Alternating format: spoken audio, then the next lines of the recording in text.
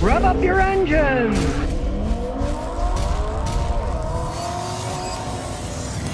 Well, the economy seems to be going into a rather precarious situation, and now some of these economists, including a guy by the name of Ray Dalio, is warning that the mounting U.S. debt could lead to shocking developments. What it comes down to is, all they do is deficit spending. They spend money they don't have, and they borrow it.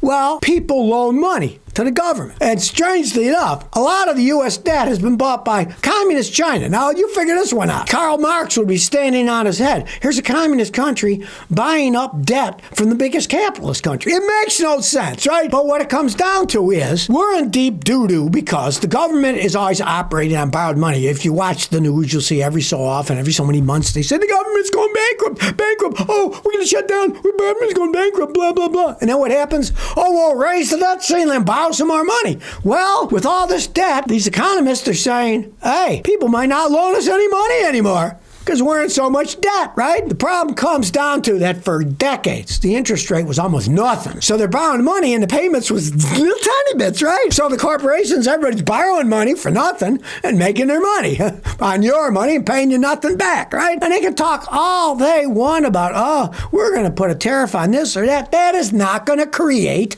the money. One, it isn't all that much money to begin with. And two, you might end up losing money because the other people put tariff and your companies won't be selling stuff. They'll be making less money, right? So then they're paying less tax.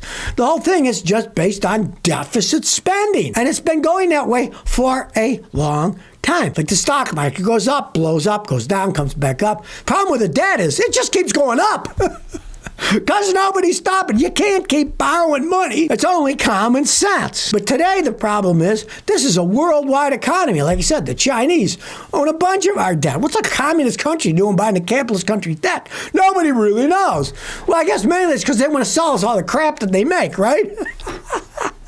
Look at everything you got. Made in China, right? Now the national debt is over $36.2 trillion. The U.S. deficit is now 7.2% of our gross domestic product. And as economists say, it should be more like 3%. So it's a lot more than double what it's supposed to be. And you're not going to fix this by putting little tariffs on something that doesn't work. And of course, what a lot of people don't comprehend is things like the stock market. It's a fantasy. It's what people believe. And if people start getting shaken, they know that the stock market's just a belief, so we better get out before it collapses. Well, it's starting to go down now. Just like Bitcoin, it was 100,000. Now it's down to 80,000. Who knows what's going to happen, right? These are just beliefs. They're not actually doing something. That's the problem with a lot of our society. A lot of people don't actually do anything. They just sit, collect government money, or they got a job where they don't really do anything, and they collect money, and that's a big problem, right? And the economists are warning, you can't just keep borrowing money when you can't pay it back, because eventually people say, those guys don't pay back. We're not going to borrow your debt anymore. And if they don't buy the debt, what's the government going to operate on? Then it will have to get real austerity. Not, oh, we'll cut this or we'll cut that. It's going to be a massive change. Well, it's not like electric cars don't have a gigantic plethora of problems. But we're just coming out of winter now. A lot of people have found out, whoa, they really lose energy in the winter. A friend of mine in Montreal, okay, he's lost 50% of his range in the cold weather. They can only charge so much, then they discharge faster because it's colder. And what a lot of people don't know is all the modern ones that you buy have liquid electrolyte batteries, and it will freeze and crack and destroy itself if it gets cold. So they have to heat themselves up. Well, the energy that heats them up comes from the battery itself, so it depletes itself just sitting there in the cold weather. Right? And if you lose 50% of an already low range, you're not going to make too many people happy. They're not going to be happy about it. To make matters worse, you're cold when the car's cold. So you want to heat yourself up. Guess what? It takes energy from the battery to heat you up too. And in the summer, conversely, you got to cool yourself down. It takes energy from the battery to cool yourself down because everything is run by the big giant electric battery. And it's supplying power to everything. Even when it's sitting turned off, it's using some power up. Especially if it's cold outside and it's got to heat itself up. So when I tell people these things aren't ready for prime time, I'm not joking. I fix cars for a living. I'm just telling you the truth about these things. Maybe sometime in the future they'll figure it out. But they haven't figured it out yet. And if you go and buy one of these stupid things, don't blame me when you're not happy with your decision. Down the line, when it falls apart, costs a fortune, doesn't go as far as you think. You really can't take it on trips because you're going to have to take extra days off work because it's going to take you extra days to do a long trip. Sitting there charging, looking around for places charging it, probably getting stranded and having to be towed somewhere every once in a while. Hey, it's a big inconvenience. Well, Toyota's new EVs are getting a big battery upgrade, people are saying. Oh, yeah, well, here's what I say. One, Toyota doesn't sell that many electric cars. And two, the upgrade isn't much because the BZ4X, their electric car, and the Lexus RZ, and their new C Plus, HR Plus electric vehicles, right? They don't go that far to begin with. The batteries aren't that big. They're making them bigger, but look at the difference. I'm laughing. Presently, the battery that they have in the small one is 57.7 kilowatt hours, right? The new one is going to have a 57.7 kilowatt hour battery. Same size, right? I mean, they claim it's more efficient or something, but it's still the same size, so it really isn't bigger. And then their big battery for the fancy Lexuses, okay, they presently have 73.1 kilowatt hours. The new one is going to have 77 kilowatt hours. Isn't that big of a percentage, right? They keep trying to push this crap on us. Toyota sold hardly any of those stupid electric cars in the United States. Toyota sold 2.33 million cars in the United States last year. Okay, they sold 18,000 of them in 2024,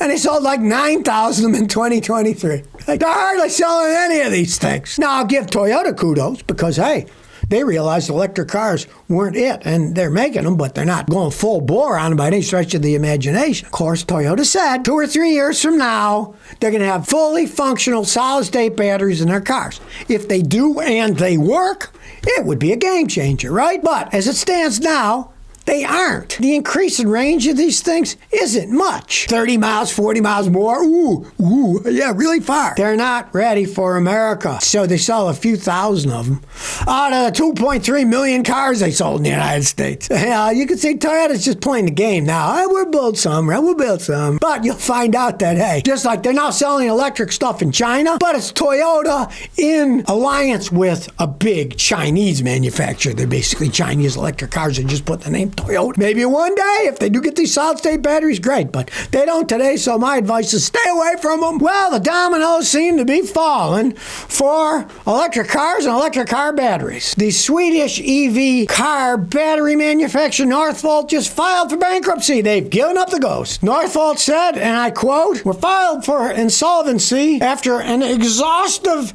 effort to explore all available means to secure a viable financial and operational future for the company." Those are their words, right? In other words, nobody wants to put any more money into your stupid electric batteries. And they, of course, blame it on Chinese. The Chinese are making cheap batteries. Hey, if they make it better, isn't that just too bad? All these companies have to do with electric cars, electric car batteries. They're starting to fall like dominoes because people aren't buying them. The people who make the batteries, they go out. The people who make the parts of the batteries, they go out. It's a giant domino effect, right? And this is in Sweden. You know, they're supposed to be green there. Now they have American operations. They've gone bankrupt over here, too. These people just were getting government money, and now the government money is starting to dry up, and so the companies are going bankrupt. I have seen this over and over again. I've been running a business for 57 years, right? I had a customer who, in the Obama administration, was a big wheel at a recycling company out of Conroe, Texas. They made shingles that were supposedly the best in the world, but they cost more than all the other ones too. But they were recycling car tires and car seats and stuff, and the companies that had car tires loved it because you got old car tires, you got to get rid of them, you can't burn them, and they were shredding them, so they got all their tires for nothing. The company, yeah, we can give you more here. Take our car tires before we get a fine for a giant pile of tires. This company only existed because they had a 200-something% government backing. The government was giving them 200%. But when the Obama administration went bye-bye and this subsidy from the government went, this recycling company went out of business, just like Northvolt. These things aren't able to economically exist, so there's no point in trying to push this on people.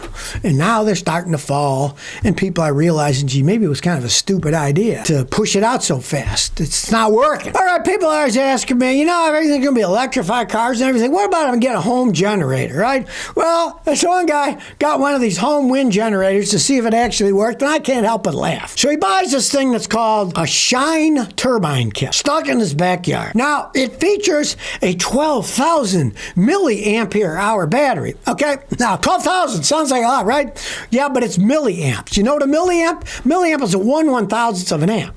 So 12,000 milliamps is, yes, only 12 amps. And to top it all off, it only generates 40 watts of power. Now, to give you an example, let's say you got a toaster. The average toaster uses between 800 and 1,500 watts to make your toast, right? So even at the low end, if you got the best toaster out there and it's using 800 watts, this thing puts out 40 watts if the wind's blowing full speed, right? And you would need 20 of them to run one toaster. So don't think you're going to pull one of these things up and use it for anything except for a science experiment for your kid going to school. It's fine for that, but don't think you're going to be generating power to charge your electric car with. At that rate, it would take a year to charge an electric car. Don't think, these things really do that much. If you get a really big one, yeah, they can do stuff, but those things cost tens and tens of thousands of dollars, and they still don't create all that much electricity.